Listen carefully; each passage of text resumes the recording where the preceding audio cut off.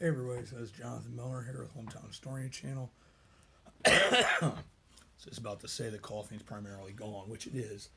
The voice is finally starting to come back. I do sound like I've been a smoker for about 50 years. Haven't even been alive that long, but it is slowly coming back. It's just one of those things that the coughing was so bad. I don't even know if I mentioned last time. I wound up having to go back to the doctor because it was not getting better.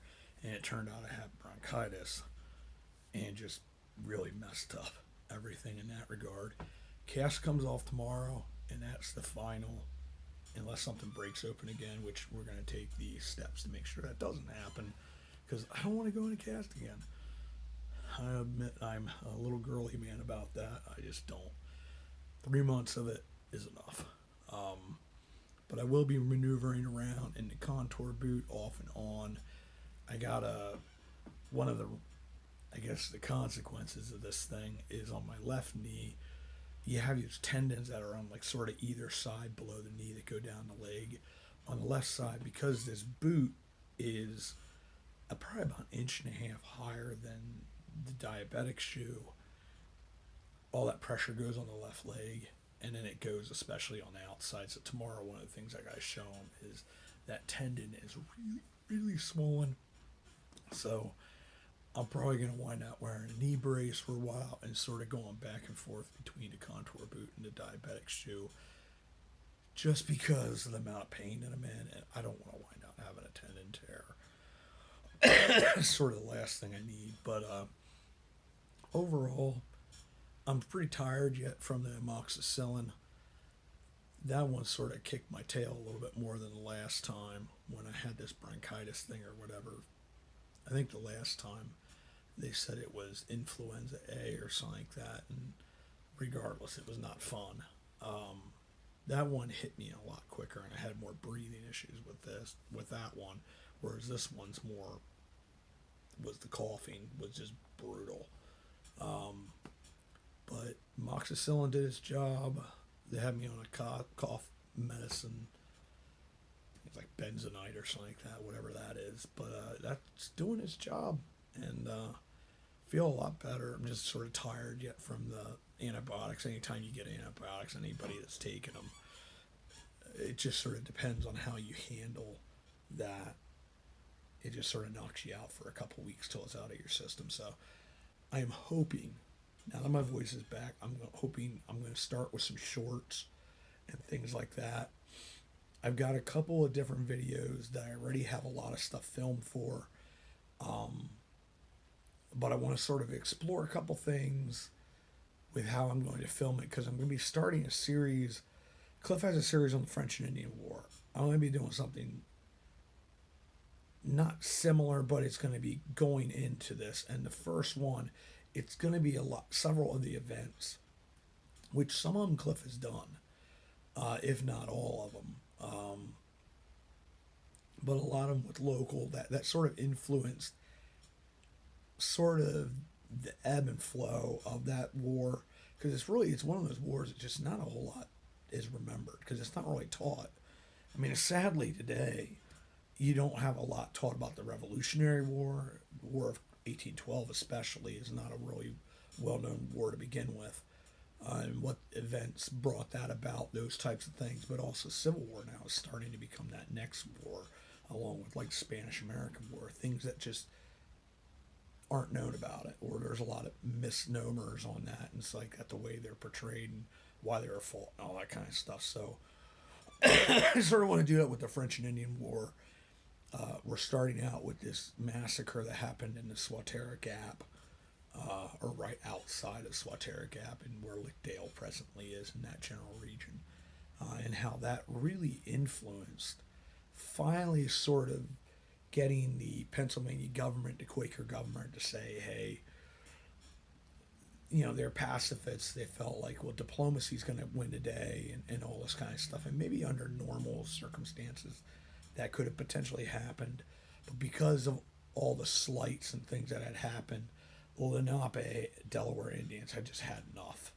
And unfortunately, French and Indian War is one of those wars that's a very good example of a lot of the massacres and those types of things that happened were sort of the warriors or the soldiers attacking the innocent.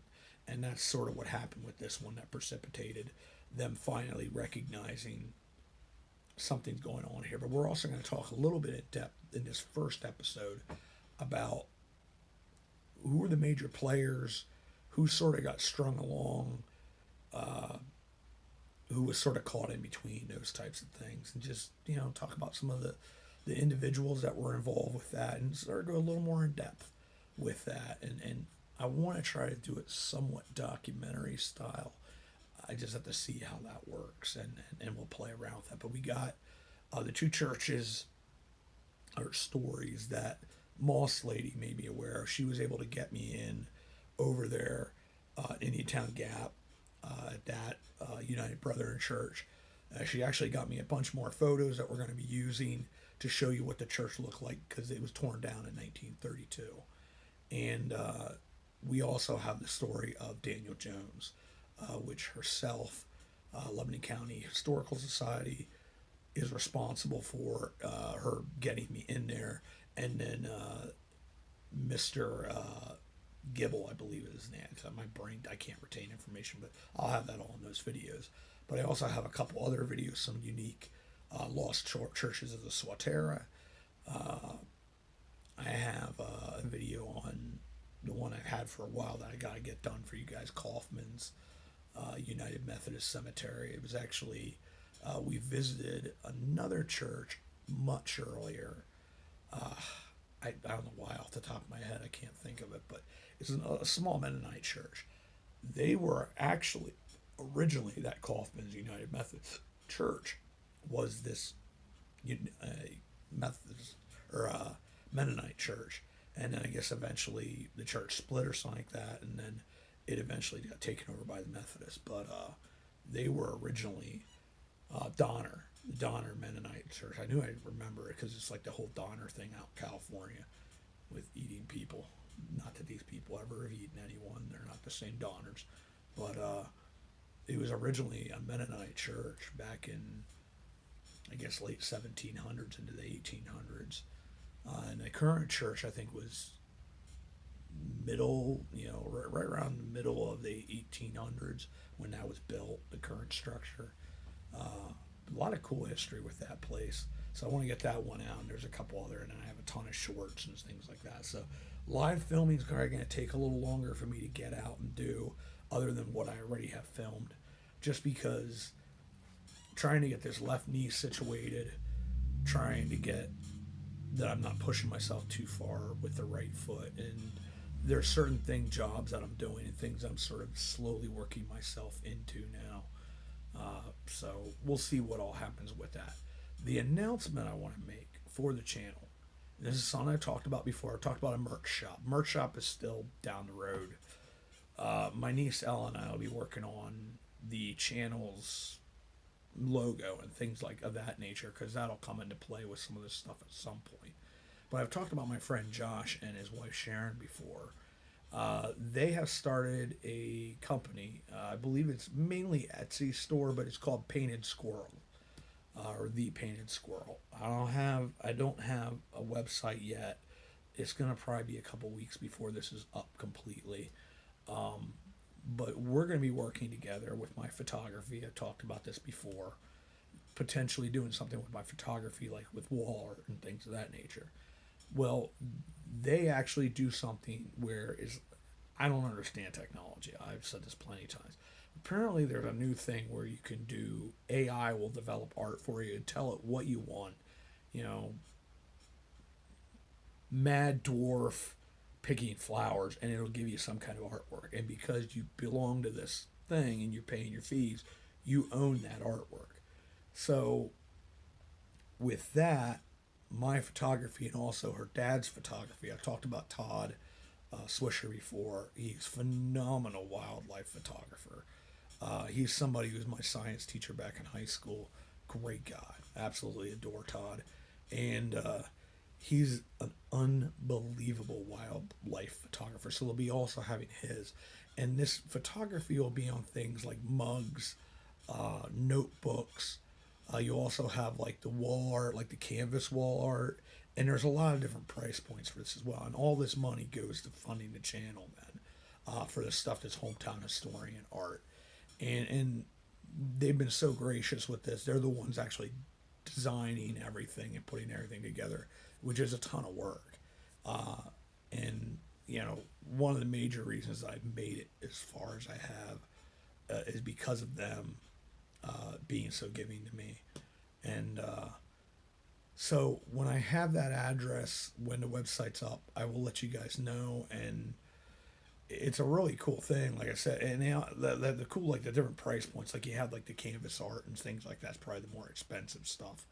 Because I know a number of people have said that they were really interested in some of my photography and say, hey, that's something I'd hang on my wall or something like that.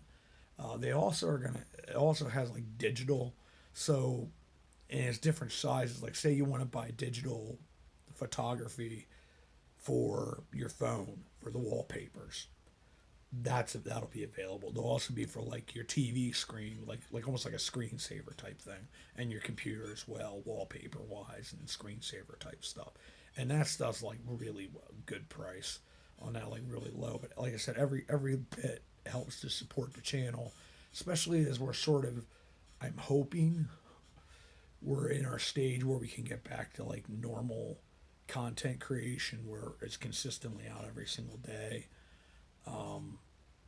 We can start funding going on longer trips and stuff like that. And then yet a lot of those different plans, like filming with Laura from Marker Quest.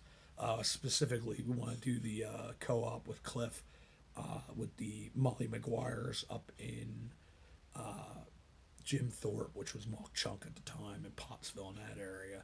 That whole event, much like the Blue Eyed Six, we did that thing there. I'd like to make quite a thing of that. Also filming with Colleen at some point. Angela from A Trail to the Past. Colleen is Colleen Unvarnished.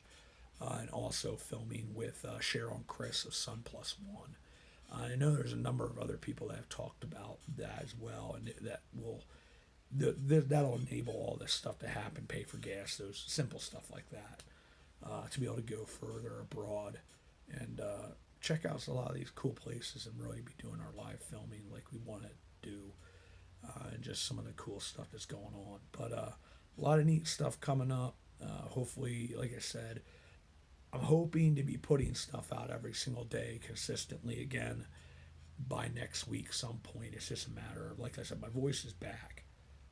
Not great, but it's back where I can actually be somewhat understandable and not too terrifying, hopefully. But we're getting there. It's just taking a little bit of time. But I want to thank you guys, as always, for all your support and sticking with the channel. And as always, I want to say thank you, and we will see you all about town.